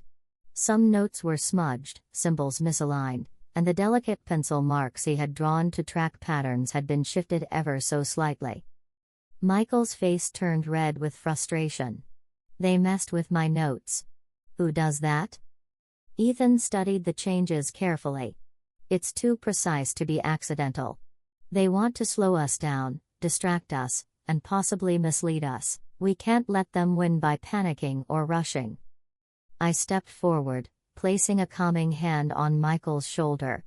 "This is exactly why you've been learning to observe carefully, double-check your work, and trust each other. Use this as a lesson. They're testing not just your skills with the treasure, but your patience and strategy." Henry nodded, adding, "Sabotage is about distraction. Notice what has changed, correct it, and proceed. Always be one step ahead, and don't let their actions dictate your decisions." For the rest of the afternoon, the boys worked with heightened vigilance. Every note, every symbol, every movement was carefully checked and rechecked. Michael, though frustrated, was learning to slow down and observe, following Ethan's precise instructions. Ethan, in turn, adapted his cautious approach to anticipate potential interference before it could affect their progress. By evening, they had managed to correct the sabotage, reconstructing their notes, realigning the symbols, and even discovering a subtle pattern that they had previously overlooked. The Whitakers' interference, though meant to hinder them, had inadvertently sharpened their skills and strengthened their teamwork. That night, I gathered the boys together. "Today was more than a lesson in observation," I said softly. "It was a lesson in resilience. You faced deliberate attempts to disrupt you, and yet you persevered. This is what the treasure hunt will continue to demand: courage, focus, patience, and unity." Michael sighed but smiled faintly. "It's frustrating, Mom. But I think I understand now. We can't just react. We have to think ahead." Ethan nodded quietly. "And anticipate. That's how we'll stay ahead." I wrote in my journal later that night, reflecting on the sabotage and its impact. The Whitakers had escalated, showing that the path to the treasure would be filled not only with puzzles and mysteries but with deliberate attempts to mislead and challenge the boys. Yet I felt a quiet pride. Michael and Ethan had risen to the challenge, growing smarter, more cautious, and more united. The journey had become more dangerous and more thrilling. And as I closed my journal, I knew the next challenges would test not just their minds, but their courage, their patience, and their ability to outthink rivals who would stop at nothing to claim the treasure for themselves. The days following the sabotage were tense. Michael and Ethan worked quietly, reviewing notes, medallions, and the puzzle box with a vigilance I had never seen before. Each movement was deliberate, each observation measured. The Whitakers' interference had forced them to grow, not just in skill, but in patience, focus, and resilience. It was a cloudy afternoon when the breakthrough happened. Henry had suggested we examine a part of the barn that had seemed ordinary before, but he hinted that the simplest surfaces sometimes hide the deepest secrets. Michael and Ethan approached the barn cautiously, scanning every detail. Michael ran his hands over the rough wood, tapping lightly, while Ethan observed shadows and the way the sunlight hit the wall. I stayed close, heart pounding, aware that any misstep could trigger another sabotage or trap. Then Ethan froze, crouching beside a section of the wall. "Michael, look at this," he whispered. He pointed to a series of carvings partially hidden by old paint and dust. The patterns matched the second medallion almost exactly, forming a puzzle that aligned perfectly when the medallion was placed against the wall. Michael's eyes widened. "A hidden lock," Ethan nodded, carefully fitting the medallion into the carved recess. With a faint click, the section of the wall shifted, revealing a narrow, dimly lit passage that led downward into darkness. The boys gasped, their excitement tempered by awe. The hidden passage was real, something no one in the neighborhood could have known about. I placed a hand on Michael's shoulder. "Remember, this is new territory. Observe carefully, step lightly, and trust each other." Henry, who had followed us, examined the passage closely. "This is significant," he said quietly. "It's a secret path, designed for your ancestors to access hidden chambers. But it's also a challenge. Narrow, dark, and possibly filled with traps or puzzles. You must proceed carefully." Michael and Ethan exchanged determined glances. Michael's energy was controlled now, tempered by the lessons of patience and observation. Ethan's caution was paired with action, his careful planning ready to guide both of them safely. Together, they stepped into the passage, moving slowly, their flashlights illuminating the walls and floor. The passage was narrow and uneven, the air thick with dust and the scent of earth. Every step required attention. Michael tripped slightly on a loose stone, but Ethan caught him just in time. I followed closely behind, feeling a mix of pride, fear, and exhilaration. The boys had grown into a team capable of facing real challenges, and this secret path was both a test and a reward for their perseverance. As they moved deeper, Michael noticed carvings on the walls, symbols, numbers, and shapes matching the scroll from the puzzle box. "Ethan, look. These markings, they're another clue." Ethan knelt, tracing the symbols carefully with his finger. "They're directions," he murmured. "They tell us how to navigate this passage, and possibly what we'll find at the end." Whoever built this wanted to ensure only those who paid attention could reach the treasure. I felt my chest tighten. This was more than a path, it was a lesson in observation, patience, and intelligence. The boys were not just following a map, they were decoding history, unraveling secrets hidden for generations. By the time they reached the end of the passage, a small chamber revealed itself, faintly lit by cracks in the ceiling above. Inside lay a stone pedestal, upon which rested another box, smaller than the puzzle box, but intricately carved, with markings that seemed to dance in the flashlight's beam. The boys stared in awe, realizing that the next stage of the treasure had been carefully protected, waiting for them to prove their skill, patience, and courage. That night, as we returned home, I reflected on the day's events in my journal. The secret passage had tested the boys in ways the map and puzzles had not. It had demanded focus, observation, teamwork, and bravery. And while the Whitakers' sabotage still loomed as a threat, the boys' confidence had grown. They were learning not just to follow clues, but to think ahead, anticipate challenges, and navigate obstacles both physical and human. Michael and Ethan, exhausted but exhilarated, examined the new box together at home, their whispers filled with speculation and excitement. I watched them with pride, realizing that this journey was shaping them in ways far beyond the discovery of treasure.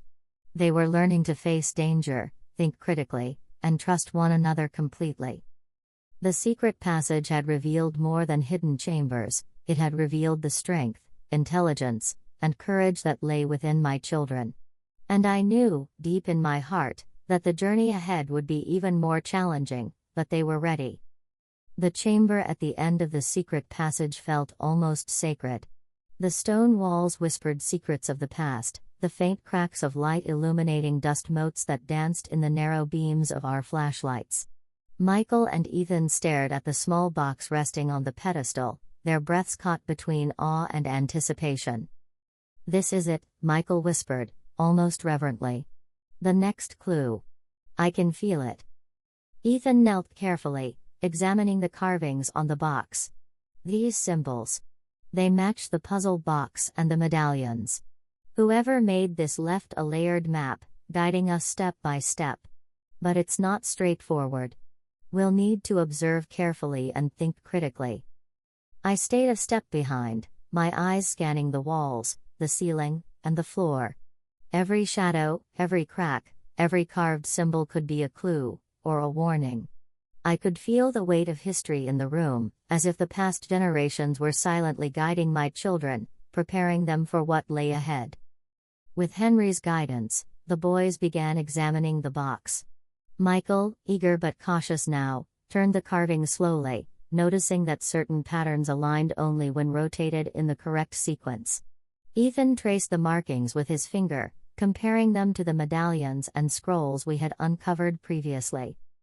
Hours passed in meticulous work. Michael grew impatient several times, wanting to force pieces or guess at combinations, but Ethan reminded him of the lessons from the trap and the sabotage. "We can't rush. Observe first, act second. That's how we've succeeded so far." I whispered softly, "Remember, boys, every step you take teaches you more than just the location of the treasure. You're learning to think, to trust, and to notice what others miss." Finally, after much careful adjustment and alignment, the box clicked open. Inside was a folded parchment, delicate and yellowed with age. Michael and Ethan leaned in, hearts pounding. The parchment revealed a hidden map within the chamber, layered with symbols, coordinates, and markings that indicated a path we had never seen before. "It's another map," Michael breathed, eyes wide with excitement. Ethan nodded slowly, his gaze intense. "Not just another map. This is the real guide, hidden within layers. Our ancestors wanted only those who were clever, patient, and careful to find this. This is why they designed the puzzles, the keys, the medallions, and even the traps." I felt a mixture of awe and pride. The journey had grown beyond a simple treasure hunt, it was now a multi-layered test of intellect, courage, and teamwork. The hidden map represented not just the next stage of the treasure, but the culmination of everything the boys had learned so far. Henry studied the map with us, pointing out subtle symbols and hidden markers. "This is significant," he said quietly. "It indicates not only locations but patterns, sequences, and timings. The treasure isn't meant to be found by luck, it's meant to be earned through observation, analysis, and perseverance." Michael, unable to contain his excitement, whispered to Ethan, "Do you think the Whitakers will try to interfere here?" Ethan glanced at the doorway, eyes sharp. "Probably. But we're prepared now. We've learned to anticipate interference, to recognize traps, and to think ahead. We can continue safely if we remain careful and work together." I placed a hand on both their shoulders. "This map is more than directions. It's a test of everything you've learned. Courage, patience, observation, and teamwork, they're the real keys. And you've already proven you possess them." That night, as we returned home, I wrote in my journal, reflecting on the hidden map and the lessons it represented. The boys had uncovered not just a physical path, but a legacy of intelligence, strategy, and foresight from generations past. The hidden map within the chamber was a turning point in their journey, a symbol of growth, perseverance, and the unending pursuit of knowledge and courage. Michael and Ethan pored over the parchment late into the night, whispering about the coordinates, symbols, and patterns. I watched quietly, feeling a mix of pride, anticipation, and the weight of responsibility. The treasure was still ahead, more complex and layered than ever. But my children, armed with knowledge, courage, and guidance, were ready to face whatever challenges awaited. The hidden map within the chamber was not just a clue, it was a revelation, and I knew that the next steps would require everything they had learned, as well as the wisdom to navigate dangers, rivals, and mysteries yet unseen. It was late afternoon when the confrontation began, subtle at first, almost masked by the ordinary sounds of the neighborhood. Michael and Ethan were examining the hidden map, tracing the symbols with precision, when I sensed movement outside. My pulse quickened. After weeks of interference and sabotage, I had learned to trust my instincts. Through the window, I saw Greg Whitaker standing by the edge of our property, his posture rigid, his gaze fixed firmly on the barn where the boys had been working. Lily Whitaker lingered beside him, holding a notebook and pretending to sketch flowers, though her eyes never left the barn. I knew immediately that this wasn't passive observation anymore. They were preparing for a direct challenge, a confrontation meant to intimidate, distract, or even coerce the boys into revealing their progress. "Mom," Michael whispered, eyes wide, "they're here. And they're watching everything." I knelt beside them, placing a hand on each of their shoulders. "Stay calm," I said softly. "This is exactly what we've been preparing for. Observation, patience, teamwork, use it now. Don't react impulsively." Ethan's eyes, usually calm and analytical, narrowed. "They want to provoke us. They're trying to see how we respond under pressure." Henry, who had arrived earlier to guide us, nodded gravely. "This is the moment where your skills will be tested in real time. They can't solve your puzzles for you, and they can't outthink your teamwork if you remain focused." Michael swallowed hard but nodded, taking a deep breath.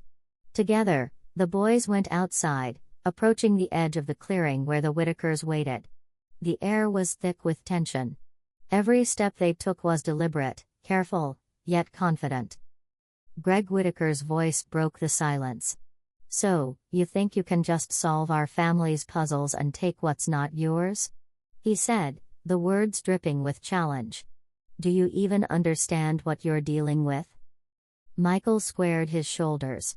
"We don't want trouble," he said, "but we're not going to let you scare us either. This adventure is ours to solve, and we'll do it with our brains, not threats." Ethan, quietly and deliberately, stepped forward. "We've learned from mistakes, traps, and interference. We can anticipate your moves, but we also understand the puzzles better than you expect. If this is about intimidation, it won't work. The tension was palpable. I watched from a short distance, heart racing, as the two families faced off. It was more than words. Every glance, every subtle movement was a battle of strategy. The Whitakers were bold and aggressive, but Michael and Ethan were calm, coordinated, and observant, traits honed through weeks of challenges, traps, and puzzles. Suddenly, Lily stepped forward, pretending to adjust her notebook, but her movement subtly attempted to block Ethan's line of sight.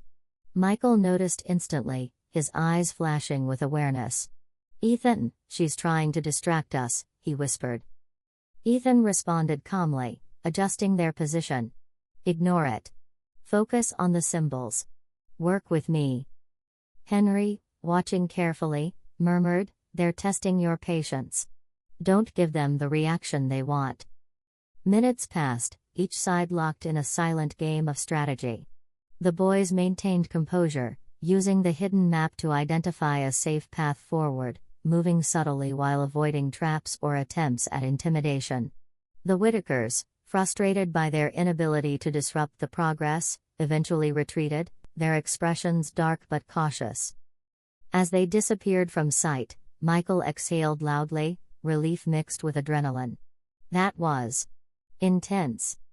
Ethan, always reflective, added quietly, "We handled it. Calm, strategic, together.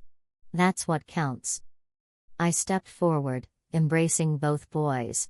"Today, you learned something critical. Courage isn't just facing danger, it's facing people who try to manipulate or intimidate you. Observation, patience, and teamwork are your true strengths. And you proved that today." That night, I wrote in my journal, reflecting on the confrontation.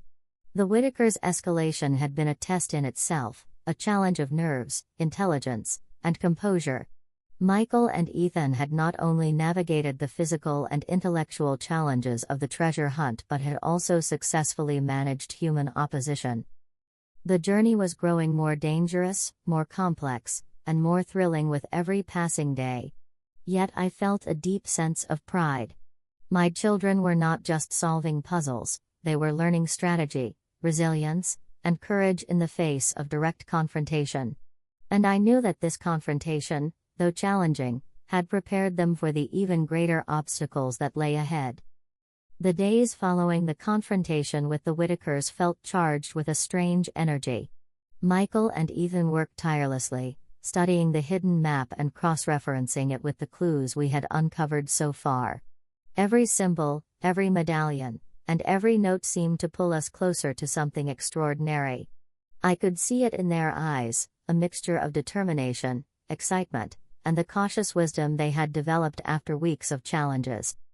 It was late morning when the breakthrough happened. Henry suggested we examine a portion of the barn that had remained untouched, the farthest corner, near the old storage loft.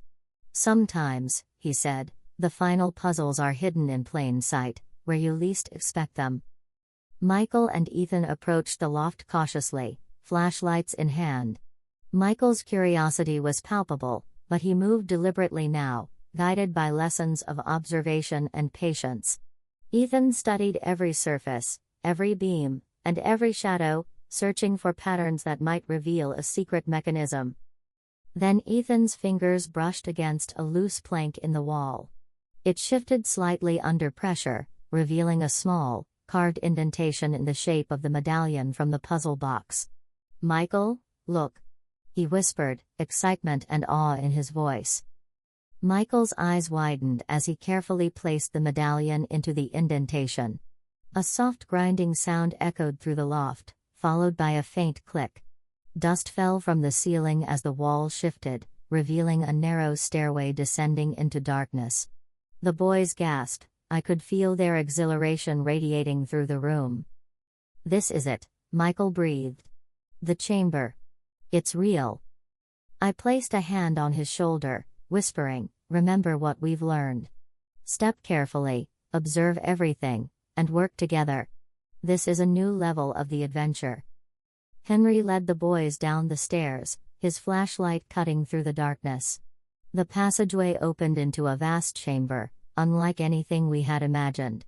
The walls were lined with carved stone, etched with ancient symbols, patterns, and images depicting the history of our family's treasures. Faint light streamed through cracks in the ceiling, illuminating dust particles that seemed to hang in the air like tiny stars. At the center of the chamber stood a massive stone pedestal. Upon it rested a large, intricately carved chest, surrounded by smaller compartments, each adorned with symbols matching the medallions and puzzle boxes we had previously solved. Michael and Ethan's eyes sparkled with awe. They had never encountered anything so monumental. Henry whispered, "This chamber has been hidden for generations. Only those who solve the puzzles and demonstrate courage, patience, and intelligence can access it. What lies within will reveal more of your family's history, and the next stage of the treasure." Michael's excitement bubbled over, but Ethan held him back gently. "We proceed carefully. Every step matters. Observe the patterns, the carvings. Everything is a clue." I stayed close, guiding them silently, watching as they approached the chest and examined the carvings. Symbols matched the medallions, the hidden map, and the puzzle boxes, forming a network of interconnected clues. Every movement required careful thought and attention. After hours of study, Michael and Ethan aligned the symbols on the chest with the medallions and puzzle pieces, unlocking several smaller compartments. Inside were ancient coins, letters, and a scroll revealing a more detailed map of the treasure's final location. The boys were elated but focused. They knew this chamber was not just about wealth, it was about understanding, strategy, and history. I felt a swell of pride and awe. They had reached a pivotal point in the journey, guided by their own skills, our shared lessons, and Henry's subtle wisdom. The Whitakers' interference had escalated, the traps had tested them, and yet here they were, calm, observant, and capable of navigating the most complex challenges so far. That evening, as we sat in our living room reviewing the artifacts, I reflected in my journal.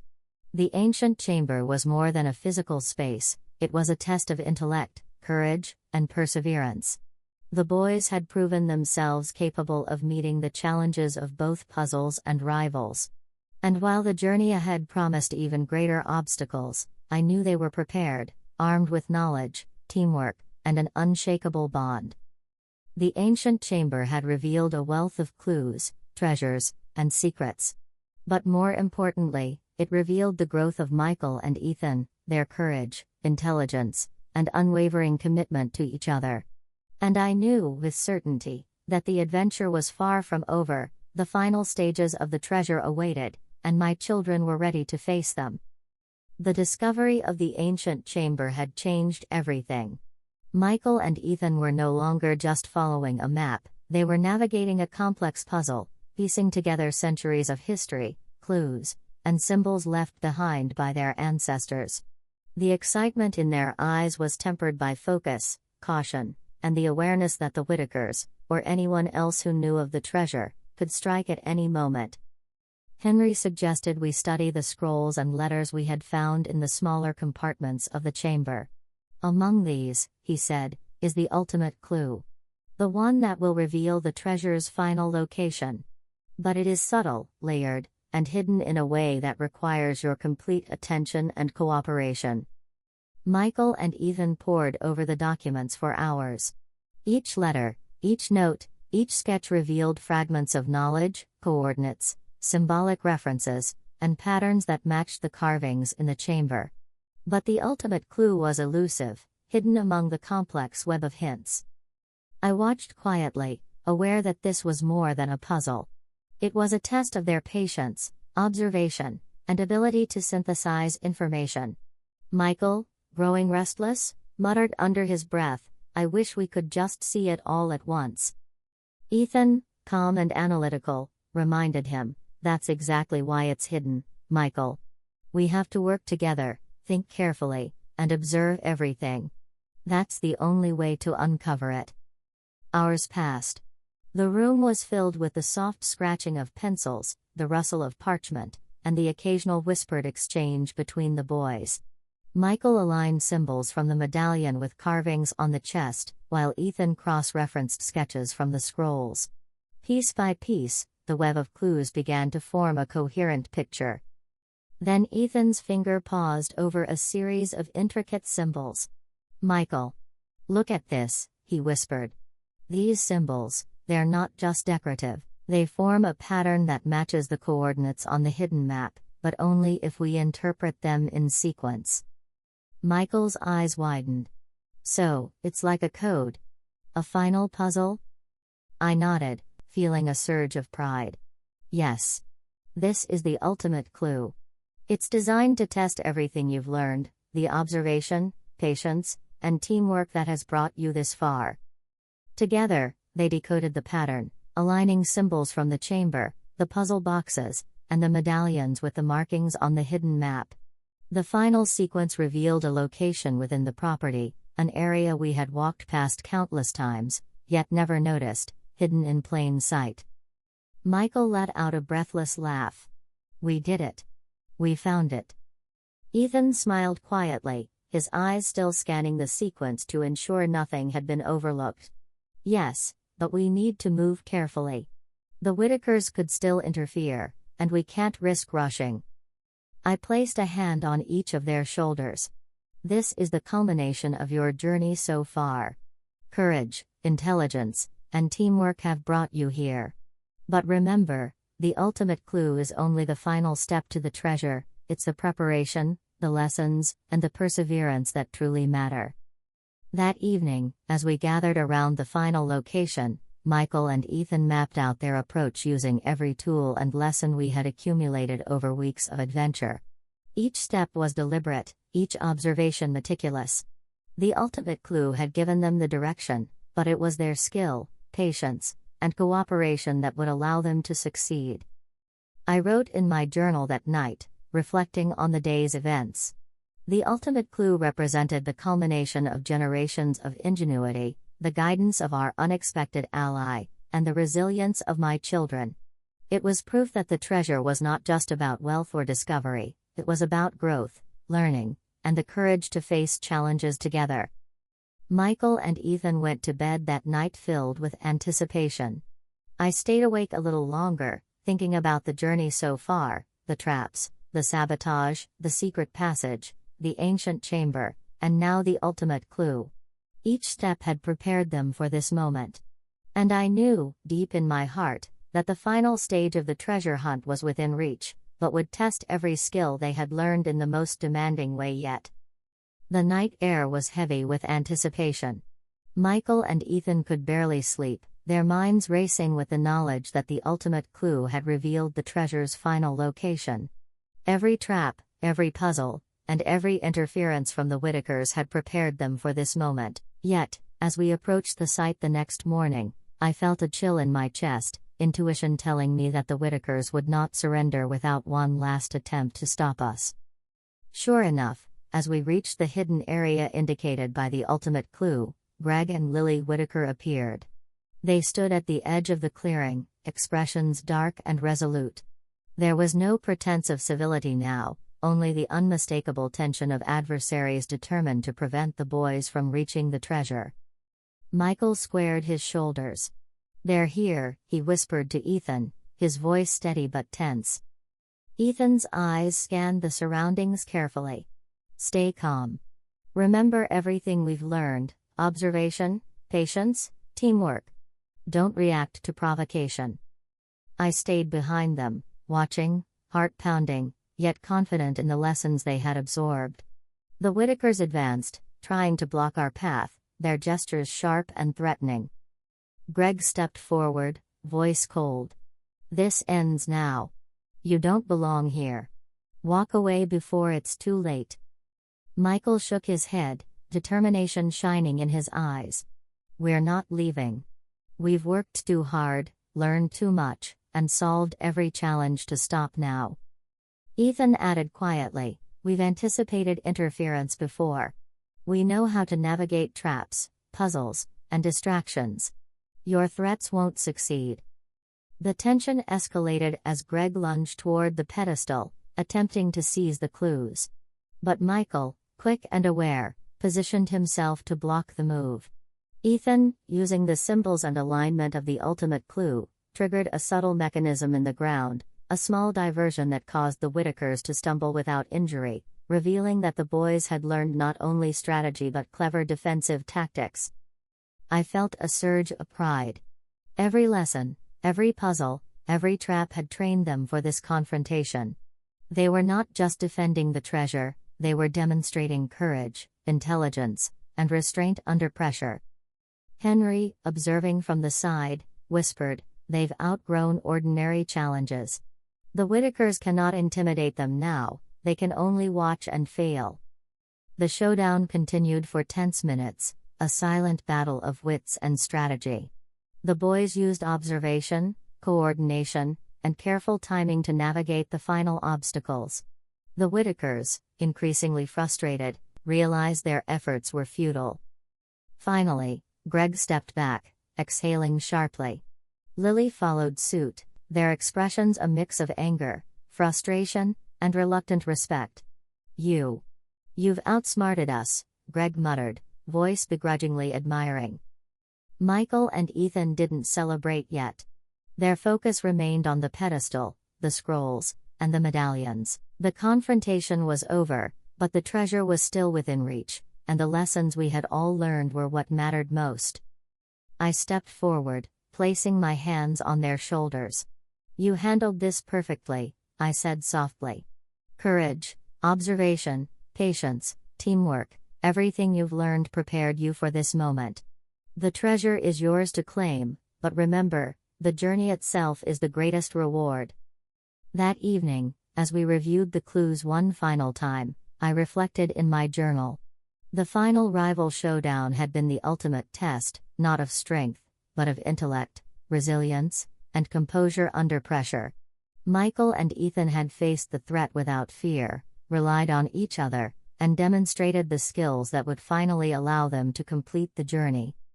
For the first time, the Whitakers' interference had been neutralized, not by force, but by preparation, strategy, and growth.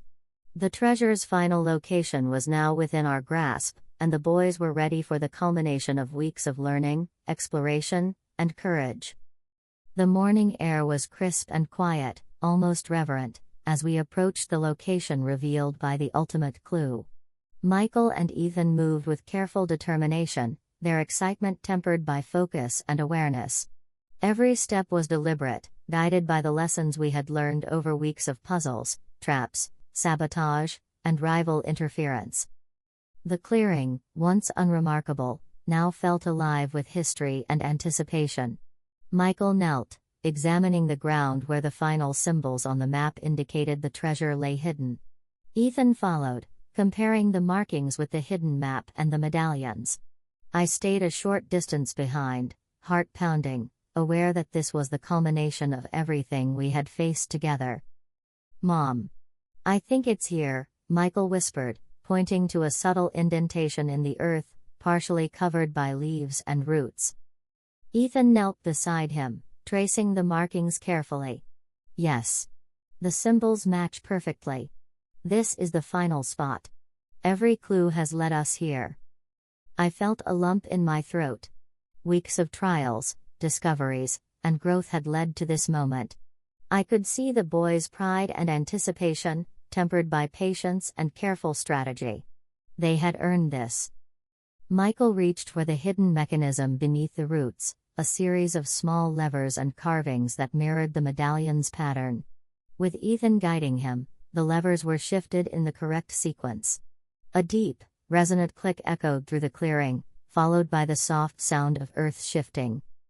Slowly, the ground parted to reveal a stone chest, ornately carved and sealed with symbols that matched the medallions and puzzle boxes. Michael and Ethan exchanged a glance, their faces alight with awe and triumph.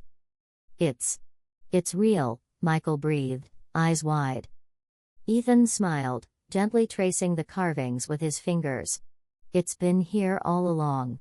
Hidden, waiting for those who could understand it and earn it."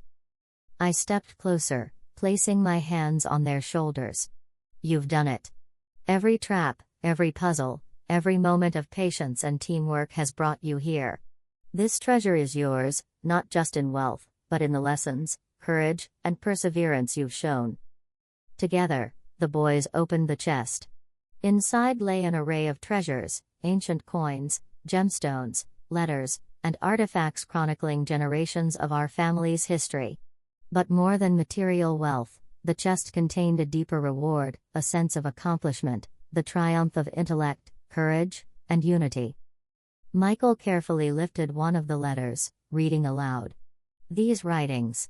They tell the story of our ancestors, their wisdom, and their intent to pass this knowledge to those who were worthy. Ethan nodded, eyes shining. It's not just treasure. It's our heritage, our history, and the lessons we've learned along the way. I felt tears prick my eyes. The journey had been far more than a hunt for gold or jewels, it had been a journey of growth, courage, and family. My boys had learned to observe, think critically, trust each other, and face challenges without fear. They had turned every obstacle into a lesson and every setback into a triumph. That evening, as we sat together with the chest opened before us, I wrote in my journal. Today, the treasure was found. But the true wealth lies in the journey itself, the courage, intelligence, patience, and teamwork that Michael and Ethan have shown. The Whitakers' interference, the traps, the puzzles, all of it has made this victory more meaningful. My children have grown stronger, wiser, and braver. And as we close this chapter, I know that the lessons learned here will guide them far beyond the treasure, in ways that are far more valuable than gold or jewels. Michael and Ethan, exhausted but elated, shared a quiet smile. The treasure was theirs, yes, but even more, they had discovered the depth of their own abilities, the strength of their bond, and the power of perseverance. I hugged them both tightly, whispering, "You did it." Together. And in that moment, surrounded by the echoes of the past and the treasures of our family, I realized that the adventure had ended, not with the discovery of gold, but with the triumph of courage, wisdom, and unity. The treasure had been found. And so had the strength within my children.